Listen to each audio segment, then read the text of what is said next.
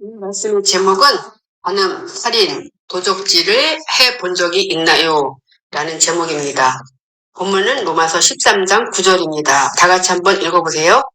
간음하지 말라, 살인하지 말라, 도둑질하지 말라, 흉내지 말라 한 것과 그 외에 다른 계명이 있을지라도 내 이웃을 내 자신과 같이 사랑하라 하신 그 말씀 가운데 다 들었느니라. 아멘. 오늘은 간음하지 말라, 살인하지 말라, 도둑질하지 말라, 흉내지 말라 라는 그 성경적 해석을 찾아보도록 하겠습니다.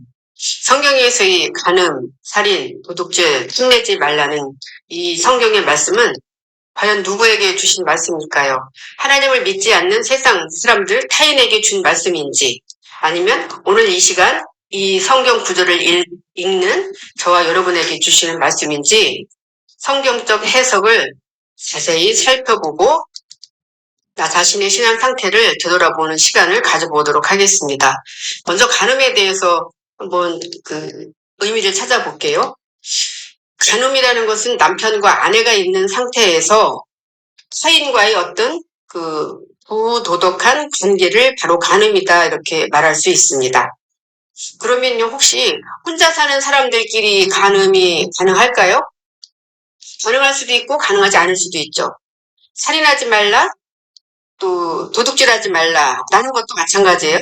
나이가 아주 어린 아이들이나 아파서 움직이지 못하는 사람들, 또 나이가 많이 먹은 그 노인분들에게는 간음, 살인, 도둑 이게 적용이 될까요, 안 될까요? 적용이 되는 수도 있고 적용이 안 되는 수도 있습니다.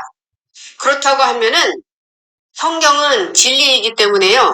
남녀노소 누구에게나 영원토록 변함없이 동일하게 적용이 돼야지 진리인 것입니다.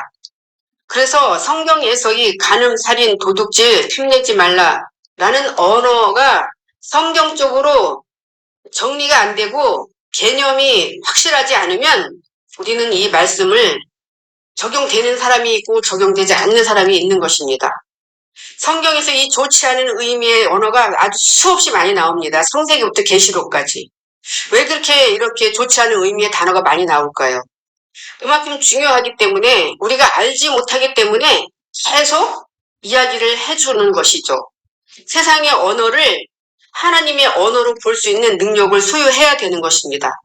그러므로 모든 성경은 예수 그리스도에 대한 이야기라고 보아야 되고, 그래서 본문의 이 언어도 예수 그리스도와 나와의 관계로 해석을 해야만이 혼동이 없습니다. 즉 오늘 내게 주신 언어로 나의 영적 상태를 의미하는 것이다 라는 것입니다. 그래야지 성경이 진리이고 남녀노소 누구에게나 적용이 될 수 있는 것입니다.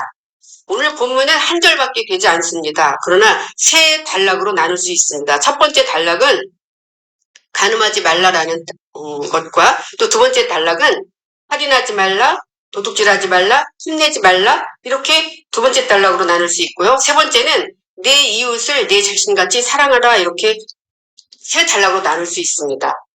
먼저 본문 구절을 다시 한번 읽겠습니다. 간음하지 말라, 살인하지 말라, 도둑질하지 말라, 흉내지 말라 한 것과 그 외에 다른 계명이 있을지라도 내 이웃을 내 자신과 같이 사랑하라 하신 그 말씀 가운데 다 들었느니라 이렇게 말씀하고 있습니다. 먼저 이 간음이라는 단어를 우리가 알으려면 성경에서 말하는 남녀관계를 알아야 돼요. 성경적 언어의 개념, 남녀관계, 부부관계가 정확히 성경적 해석이 있어야만이 간음을 알 수 있습니다. 간음이라는 단어는 구약에는 배교하다, 간음하다, 우상숭배다라는 뜻이 있고요. 신약에는 변절자, 신앙이 없는 자라는 그 뜻이 있습니다. 그래서 이것을 하나님께서 간음이라는 단어를 주신 이유를 알아내려면 성경적 언어의 개념 정리가 되어야 되는데 성경에서 이 부부관계, 남녀관계를 알아야지만이 이 간음이 해석이 될 수가 있는 것입니다. 마가복음 10장 6절로 12절 천천히 한번 읽어보세요. 창조 때로부터 사람을 남자와 여자로 지으셨으니 이러므로 사람이 그 부모를 떠나서 그 둘이 한 몸이 될지니라. 이러한즉 이제 둘이 아니요 한 몸이니 그러므로 하나님이 짝지어 주신 것을 사람이 나누지 못할지니라 하시더라. 집에서 제자들이 다시 이 일을 물으니 이르시되 누구든지 그 아내를 버리고 다른 데에 장가드는 자는 본처에게 간음을 행함이요. 또 아내가 남편을 버리고 다른 데로 시집가면 간음을 행함이니라. 아멘. 성경에서 이 부분은 하나님께서 예수 그리스도는 남편 그리고 우리는 모두 여자라는 것입니다. 그래서 하나님께서 짝지어 주셨습니다. 그래서 이 짝지어 주신 것을 나누지 못한다고 말씀을 하고 있습니다. 세상 예식장에서 쓰는 문구가 아닌 것입니다. 물론 써도 될 수가 있겠죠. 그러면 세상에서 이 문구를 썼다고 해봅시다.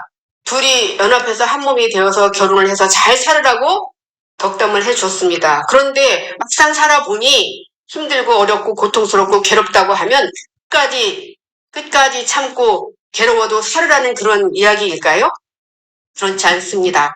성경은 세상 사람의 비유로 그 세상의 남자, 여자, 그리고 세상의 둘이 한 몸이라는 것이 내 안으로 들어와서 예수 그리스도와 내가 한 몸이라는 것을 성경에서는 부부관계다라고 말씀할 수 있습니다.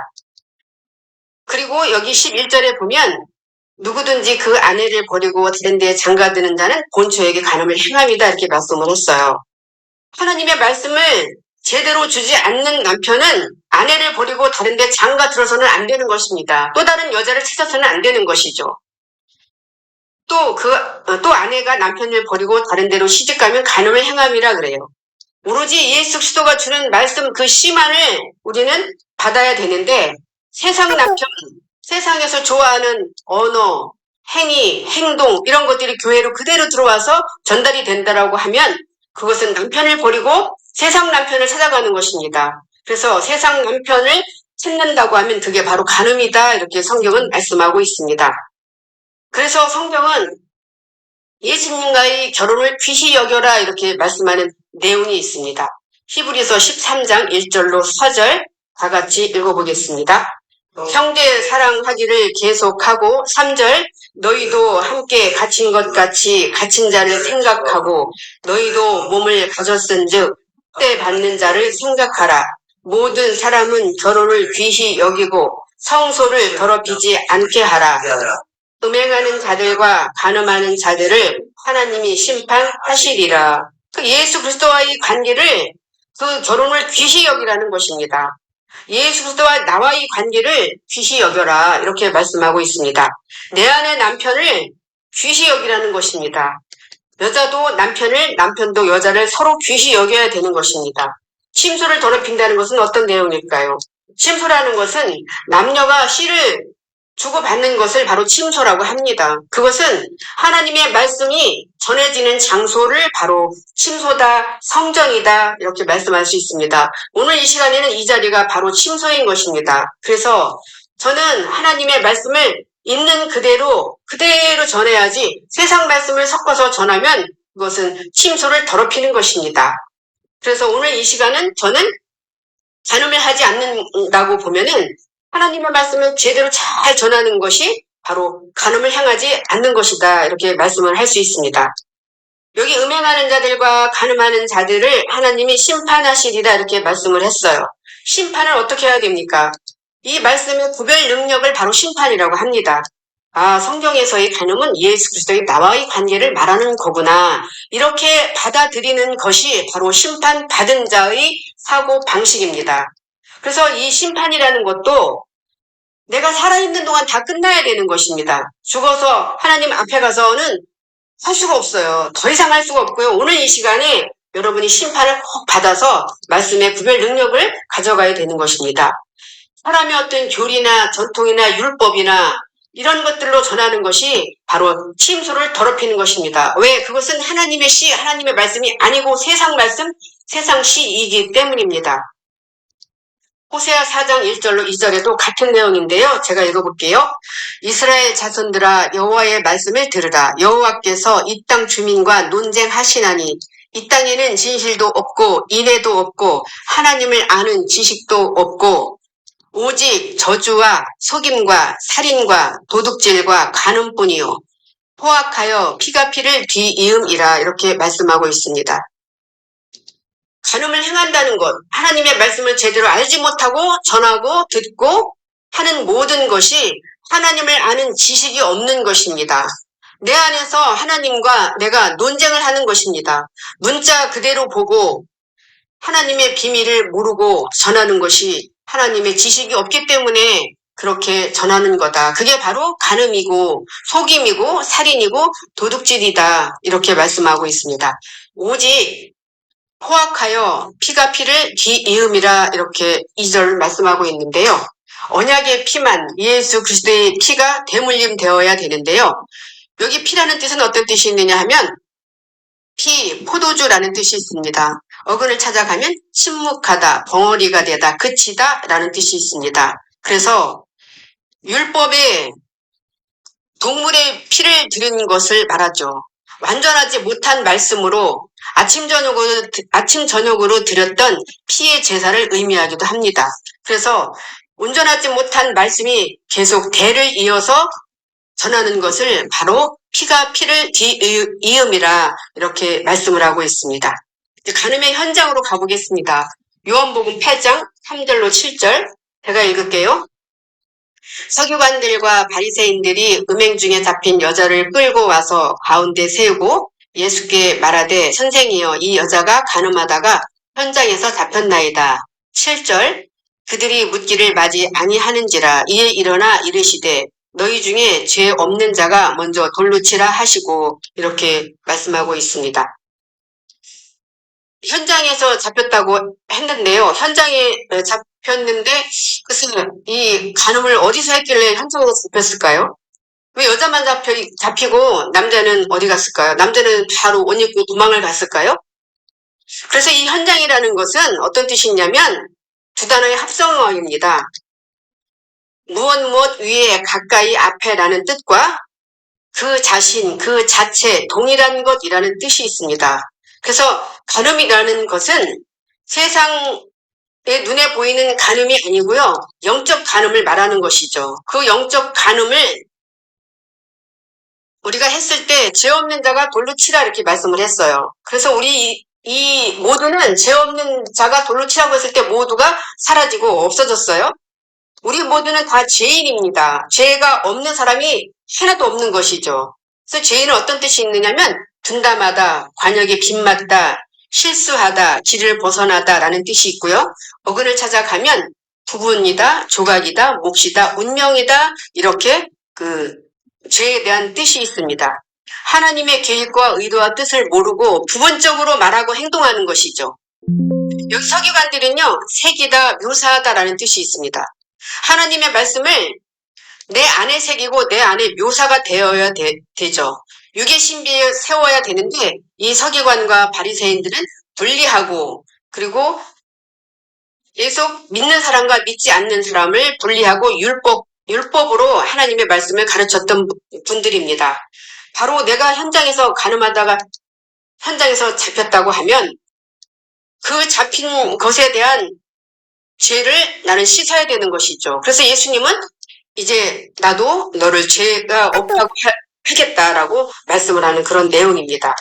간음 현장에서 우리는 계속 시도 때도 없이 우리는 하나님의 계획과 의도와 뜻을 모르고 말하고 행동하는 것 자체가 바로 간음이다. 성경은 말씀하고 있습니다. 그 간음한 여인들에게 주시는 말씀입니다. 야고보서 4장 4절 읽어보겠습니다.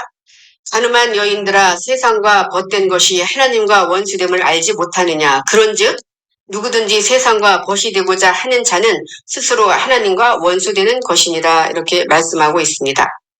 간음한 여인들, 현장에서 잡힌 여인들, 오늘 이 시간 저와 여러분은 하나님의 말씀을 제대로 알지 못하고 있었다고 하고 침소를 더럽혔고 예수 그리스도를 내 남편으로 제대로 내가 알지 못했다고 하면 우리는 현장에서 간음을 했고 또 간음한 여인들로서 그것은 뭐냐면 세상과 벗된 그 인생을 살았다는 것이죠. 여기 세상이라는 뜻은 어떤 뜻이 있느냐면 숨겨진, 오래된 이런 뜻이 있습니다. 어근을 찾아가면 숨기다, 위선자이다, 비밀이다, 감추다 이런 뜻이 있습니다. 그래서 하나님의 비밀을 알지 못하고 보이는 것으로 믿고 있었던 모든 행동들, 그것이 바로 세상과 벗된 여인이다. 그리고 하나님과 그것들은 원수된 것이다 라고 말씀하는 내용입니다. 이러한 사람들은 다 불의한 자다라고 말씀드릴 수가 있습니다. 고린도전서 6장 9절로 11절 다 같이 한번 읽어보세요. 불의한 자가 하나님의 나라를 유업으로 받지 못할 줄을 알지 못하느냐. 미혹을 받지 말라. 음행하는 자나 우상 숭배하는 자나 간음하는 자나 탐색하는 자나 남색하는 자나 도적이나 탐욕을 부리는 자나 술 취하는 자나 모욕하는 자나 속여 빼앗는 자들은 하나님의 나라를 유업으로 받지 못하리라 이렇게 말씀을 하고 있습니다. 하나님의 나라를 유업으로 받지 못하는 자들은 불의한 자, 간음하는 자, 우상 숭배하는 자, 탐색하는 자, 남색하는 자 모두 다 하나님의 그 유업을 받지 못한다는 것이죠. 딱 같은 의미의 언어와 단어가 계속 중복되고 있습니다. 그것은 중요하기 때문에 우리에게 계속 이야기를 하시는 것이죠. 하나님의 나라를 유업으로 받지 못한다는 것은 무엇일까요? 우리가 신앙생활을 아무리 많이 했고 율법으로 최선을 다해서 하나님을 모셨다 할지라도 숭배했다 할지라도 하나님의 나라를 유업으로 받지 못한다는 것이죠. 그것은 영생을 받지 못하는 것이고 말씀을 받지 못하는 것이고 천국을 소유하지 못하는 것이고 예수 그리스도를 소유하지 못하는 것입니다. 이런 것들로 인해서 우리는 하나님의 유업을 받는 사람으로 가야 되는 것입니다. 첫 번째 단락에서 간음이라는 것은 내가 예수 그리스도와 하나 되지 못하는 상태, 내 안의 영적 상태를 바로 간음이다 이렇게 말씀할 수 있습니다. 두 번째 단락 보겠습니다. 살인하지 말라, 도둑질하지 말라, 탐내지 말라 이런 뜻이 있는데요. 성경에서 이 살인하지 말라는 산산조각으로 부수다라는 뜻이 있습니다. 죽이다, 살해하다 이런 뜻이 있습니다. 그래서 도둑질하지 말라는 어떤 뜻이 있냐면 훔치다, 속이다, 멀리 운반하다, 비밀리에 가져가다 이런 뜻이 있습니다. 내 안에 예수 그리스도의 말씀을 내가 제대로 알지 못한다고 하면 연합해서 한 몸이 되지 못한다고 하면 같은 호흡을 같은 피를 나누지 못했다고 하면 그것은 내가 하나님 말씀을 산산조각 내버리는 것이죠. 그래서 내가 내 안에서 예수를 죽이는 거예요. 도둑질하지 말라도 마찬가지예요. 멀리 운반하다, 비밀리에 가져가다 이런 뜻이 있는데요.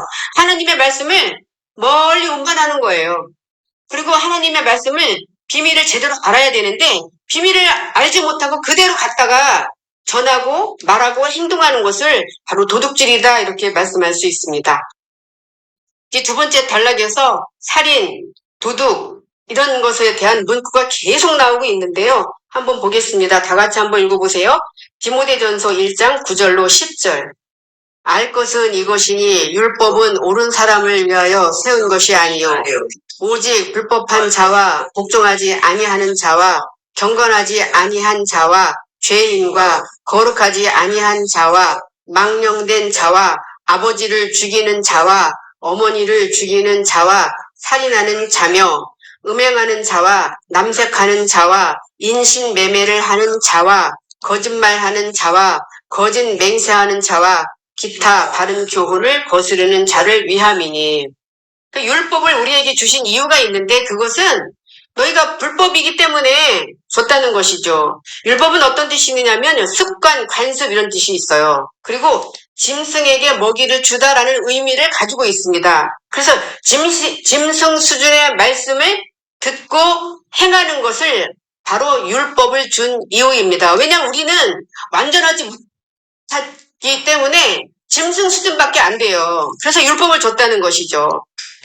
왜? 내가 불법한 자이기 때문에 나 때문에 예수 그리스도를 율법으로 먼저 주고 율법이 완성이신 예수 그리스도까지 주셨다는 것이죠. 불법한 자와 복종하지 아니한 이런 많은 사람들 때문에 예수 그리스도가 우리에게 온 것입니다. 아버지를 죽이는 자와 어머니를 죽이는 자와 살인하는 자며 아버지를 죽이고 어머니를 죽인다는 것은 어떤 뜻이 있을까요? 오늘날 내가 너를 낳았다 그랬어요. 그래서 예수 그리스도는 하나님은 나를 낳아주고 길러주신 부모님인 것입니다. 그 부모님의 뜻을 알지 못하고 말하고 행동한다고 하면 그것은 아버지를 죽이고 어머니를 죽인 것이다. 이렇게 말씀하고 있습니다. 바른 교훈을 거스르는 자들 때문에 율법도 주셨다고 말씀을 하고 있습니다. 같은 내용이 계속 반복되고 있습니다. 야고보서 2장 8절로 11절 제가 읽겠습니다. 너희가 만일 성경에 기록된 대로 내 이웃 사랑하기를 내 몸과 같이 하라 하신 최고의 법을 지키면 잘하는 것이거니와 10절 누구든지 온 율법을 지켜다가 그 하나를 범하면 모두 범한 자가 되나니 간음하지 말라 하시니가 또한 살인하지 말라 하셨은즉 내가 비록 간음하지 아니하여도 살인하면 율법을 범한 자가 되느니라 말씀하고 있습니다. 우리가 율법을 완전히 지킬 수가 없어요. 그렇기 때문에 이 율법은 짐승 수준의 말씀을 바로 율법이라고 합니다. 짐승 수준의 말씀을 알고 있는 자들은 율법으로 신앙생활을 할 수밖에 없고 바리새인처럼 분리할 수밖에 없습니다. 우리는 율법을 지킬 수 없는 존재이고 율법을 범할 수밖에 없는 존재입니다. 그래서 언제나 간음하고 살인하고 율법을 범하는 우리 모두입니다. 그래서 살인, 간음, 도둑질 그런 것들이 다 같은 내용이지 글자만 다르지 내용이 같은 내용이다라고 보시면 되겠습니다. 그래서 우리가 하나님의 말씀을 잘못 알고 율법으로 알고 있다면 그것은 다 거짓말, 초보적인 신앙인 것입니다. 예레미야 7장 8절로 11절 보라 너희가 무익한 거짓말을 의존하는도다. 너희가 도둑질하며 살인하며 간음하며 거짓 맹세하며 바알에게 분향하며 너희가 알지 못하는 다른 신들을 따르면서 내 이름으로 일컬음을 받는 이 집에 들어와서 내 앞에 서서 말하기를 우리가 구원을 얻었나이다 하느냐. 이는 이 모든 가증한 일을 행하려 함이로라. 내 이름으로 일컬음을 받는 이 집이 너희 눈에는 도둑의 소굴로 보이느냐. 보라 나 곧 내가 그것을 보았노라. 여호와의 말씀이니라. 이렇게 말씀이 되어 있습니다. 우리가 모두 무익한 거짓말에 의존한다는 것입니다. 여기 바알에게 분향한다는 것은 어떤 뜻이냐면요. 바알이라는 것은 최고의 남성 신입니다. 그리고 주인, 남편, 소유자 이런 뜻이 있어요. 그리고 어머니를 찾아가면 결혼하다, 다스리다 라는 뜻이 있습니다. 저와 여러분은 예수 그리스도가 신랑이 되어서 그분이 나의 주인이 되는 것이죠. 그분이 나와 결혼했기 때문에 하나님이 맺어주었기 때문에 그분이 나의 주인이 되어야 되는데 이 바알은 내 안에 주인이 나인 거예요. 예수 그리스도보다 더 큰 주인이 내 안에 내가 바로 바알을 분양하는 것입니다. 이 바알이 바로 내 안에 있기 때문에 그 바알을 따라가는 신앙이 바로 율법 신앙인 것입니다. 여기 분양하면은 성도의 기도를 바로 분양이다 이렇게 말하는데요. 분양은 어떤 뜻이냐면 태우다라는 뜻이 있어요. 그 태우다라는 것은 몰아낸다라는 뜻이 있고 점령자라는 뜻이 있습니다. 그래서 이 분양한다는 것은 기도한다는 것인데 기도는요.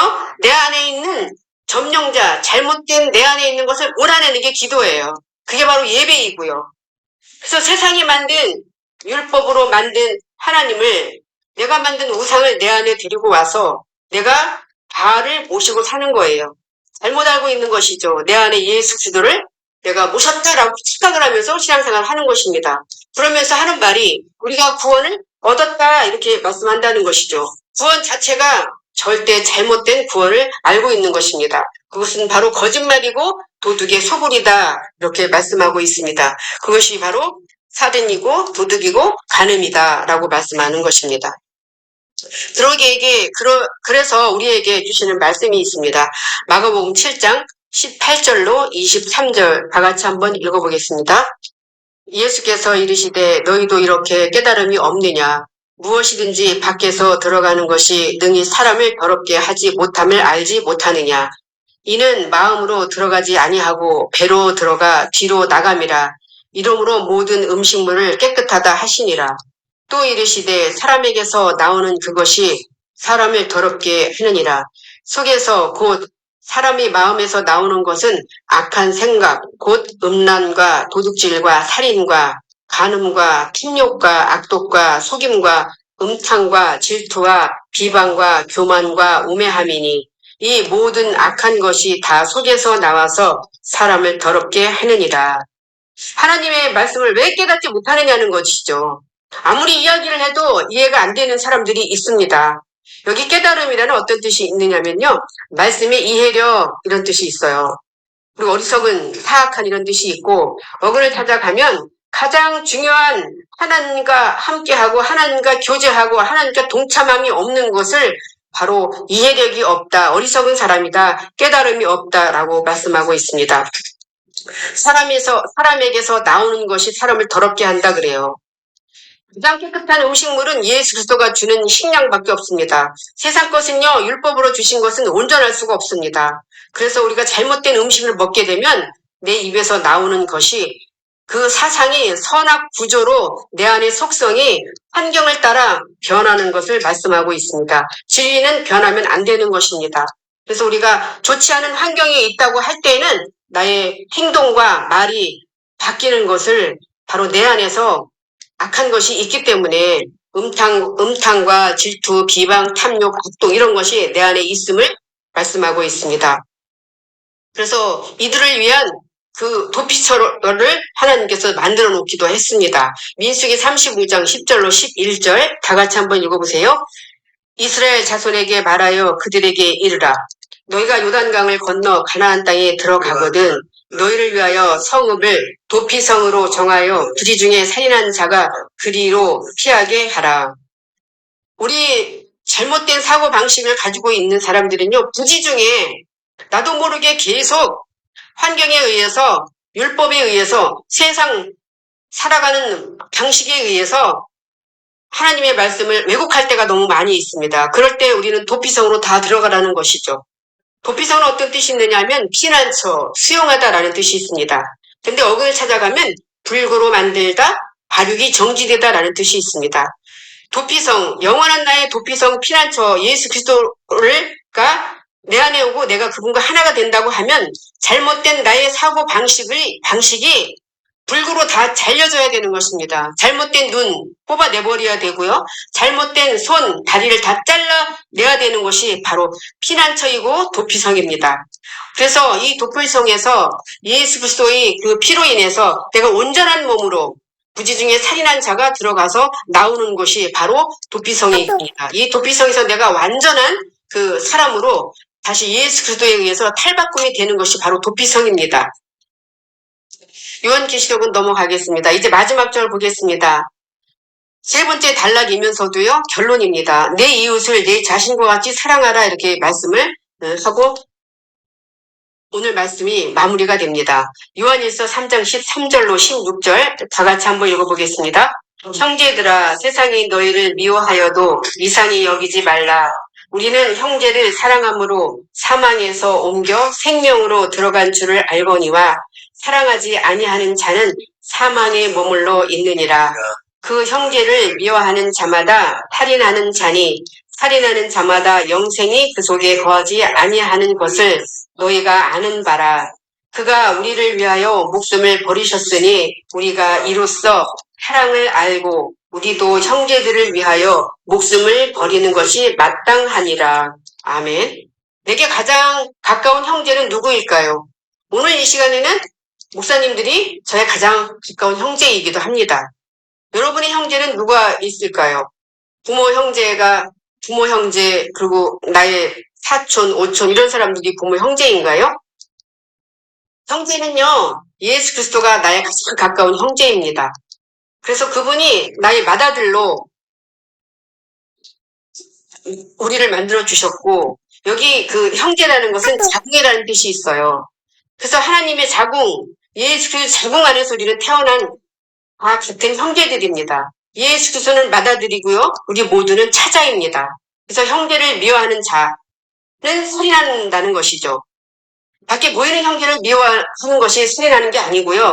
너 안에 있는 예수 그리스도를 내가 연합해서 한 몸 되지 못한다고 하면 우리 예수 그리스도의 계획과 의도와 뜻을 알지 못하고 내가 하나님과 하나가 되지 못하는 것이 형제를 미워하는 거고 그를 살인하는 것입니다. 왜냐하면 그것은 영생이 없기 때문이에요. 그 속에 영생이 없기 때문에 영생을 모르기 때문에 영생과 하나 되지 못했기 때문에 예수 그리스도를 미워할 수밖에 없는 것입니다. 여기 목숨은 어떤 뜻이 있느냐 하면 숨, 호흡, 영혼, 마음, 영 이런 뜻이 있어요. 그리고 어근을 찾아가면 숨쉬다, 호흡하다 라는 뜻이 있습니다. 내 안에서 예수 그리스도가 들어와서 숨을 쉬어야 되는데 숨을 쉬지 못하게 하는 게 바로 살인인 것입니다. 우리 모두는 예수 그리스도의 숨으로 호흡으로 인생을 살아가야 되는 것입니다. 결론을 보겠습니다. 우리는 늘 부지 중에 죄를 짓고 있습니다. 환경이 바뀔 때마다 내 언행 일치가 제대로 되지 않습니다. 하나님에 대한 계획과 의도와 뜻이 없이 세상적으로 전하고 율법적으로 전하고 교리적으로 설로 전하고 듣는 것이 바로 간음이고 살인이고 도둑질이며 우상숭배입니다. 하나님이 짝지어 주신 나의 남편, 나와 한 몸을 이루게 해준 남편을 귀히 여기는 것이 간음, 살인, 도둑질에서 우상숭배에서 벗어나는 것입니다. 영원한 이웃으로 오신 예수 그리스도를 사랑하여서 간음, 살인, 도둑질에서 영원히 해방되는 저와 여러분이 되시기를 간절히 축원합니다.